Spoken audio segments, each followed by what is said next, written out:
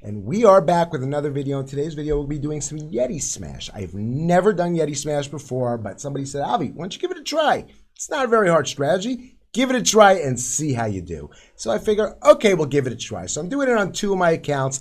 I'll go over in this video what I've learned so far about Yeti Smash, what I'm looking for on the bases. I'm going to show you 2 varieties of Yeti Smash. So hopefully this should be an entertaining and informative video for both you and me. So sit tight, buckle up, stay tuned, and enjoy the show.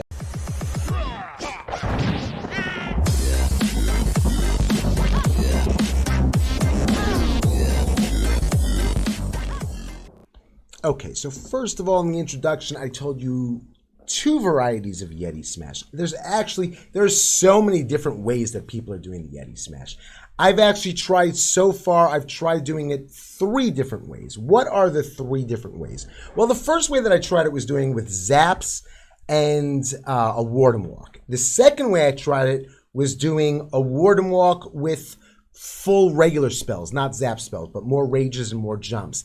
And then the last way that I'm trying it, and I'm using it primarily now, is starting off with a very, very small queen walk, and then from the queen walk, developing that into a Yeti Smash. So let's play this. Well, before we play it out, let's talk about what your objectives are.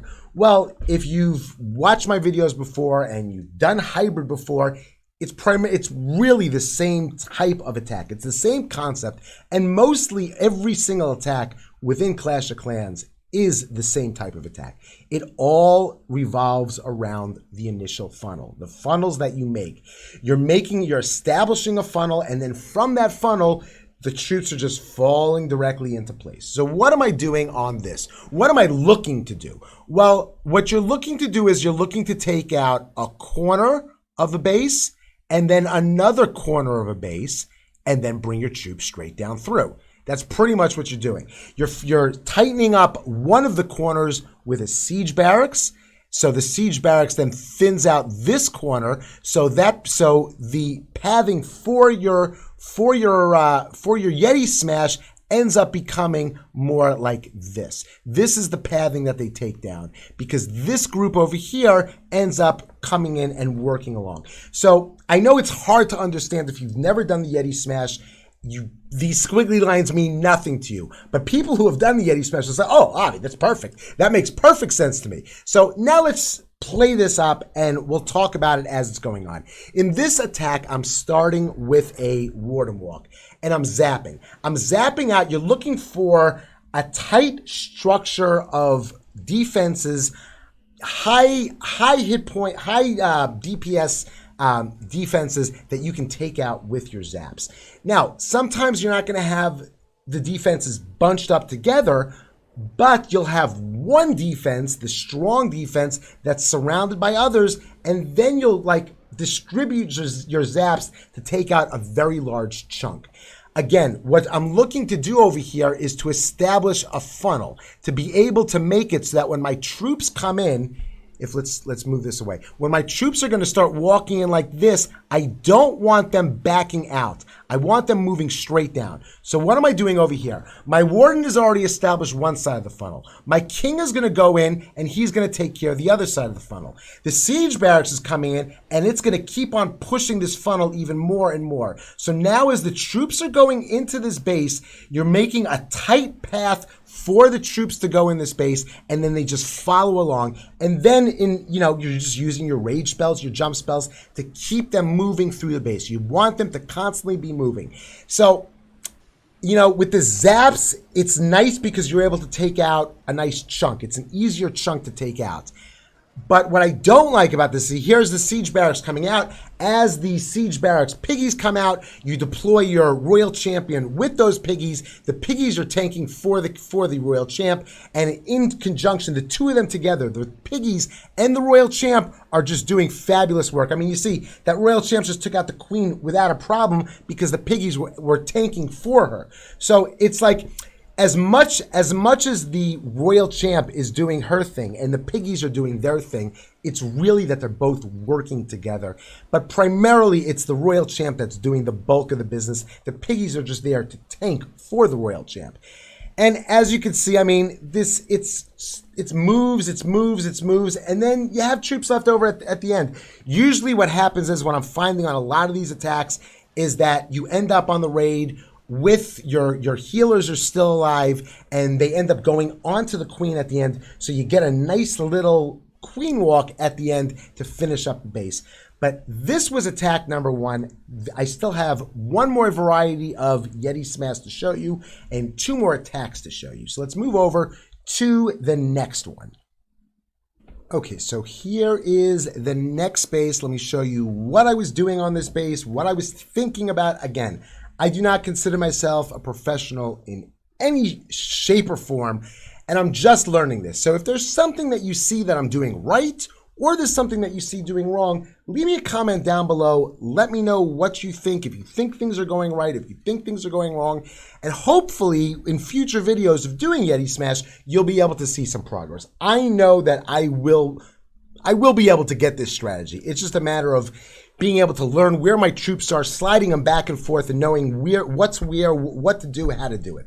So here's the next base. Again, this one is going to be another Warden Walk with a zap. So what was I looking to do over here? Well, I zapped over here because I was going to take out the scatter. I was going to take out that archer tower. And then after I took out the scatter, the next plan was that I was going to start my Warden down here and let him cut the funnel. This was where I want the funnel. I want all this stuff should be gone. So this way, what's the next part of the plan? The next part of the plan requires 2 wall breaks. One wall break is going to end up being over here, and that's going to be my king is going to go inside with 2 witches. They're going in there. While that's going in, I'm going to have my siege barracks down over here.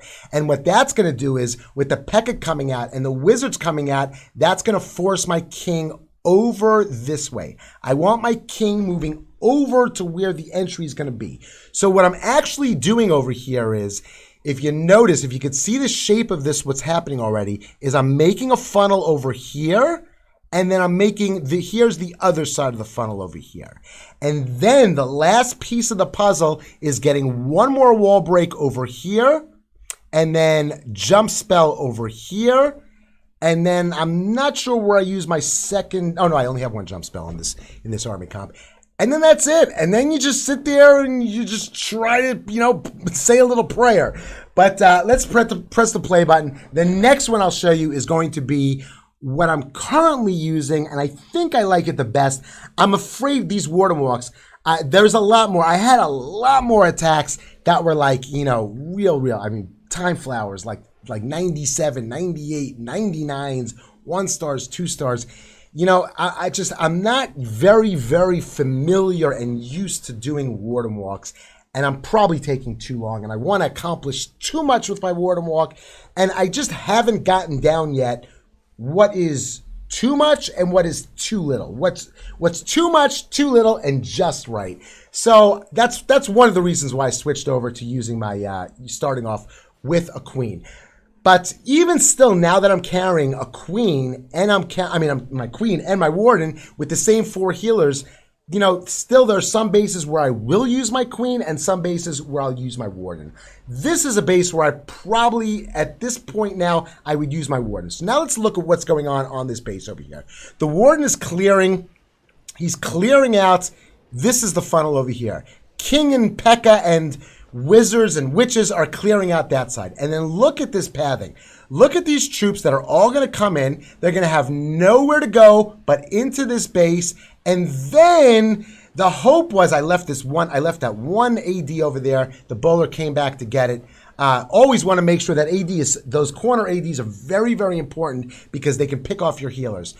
So I got this jump spell over here because I wasn't sure how many would go into the core, how many would go around the base.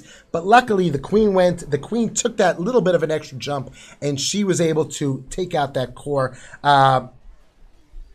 And that's pretty much it. Again, you put the Royal Champ in right behind those Siege Barracks Piggies and then just let them roll through and do their thing. And then you just pretty much, it's just sitting back and waiting. It's waiting and then using your Royal Champ ability in the best possible place. And again, The Royal Champ ability is not always supposed to be used when the Royal Champ is down to no health. Sometimes you do want to pop that Royal Champ a little bit early. In this case, it didn't apply over here, but there's certain circumstances when you want to apply the Royal Champ early.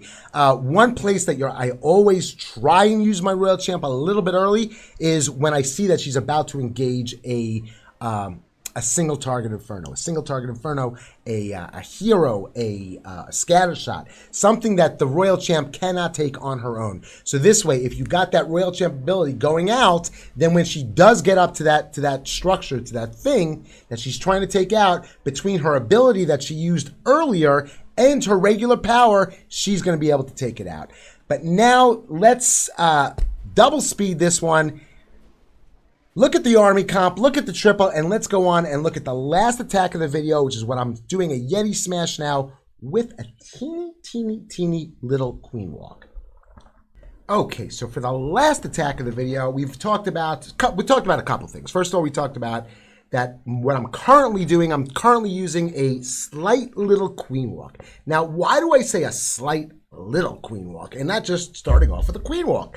Well, the reason is because you're only using 4 healers, and 4 healers is really not enough to keep that queen like really, without having to use her ability. So when I say a small queen walk, I mean a queen walk that is not going to take a long time, and that your queen is only going to be targeted by just a few defenses to be able to hold that ability. So what did I do over here? Over here, I basically did the same thing. I cut the funnel with a baby dragon. I have my queen and all my troops going into the base like this. I have my king, my 2 witches, and my siege barracks that are going to fill out this thing and then go in there to the town hall.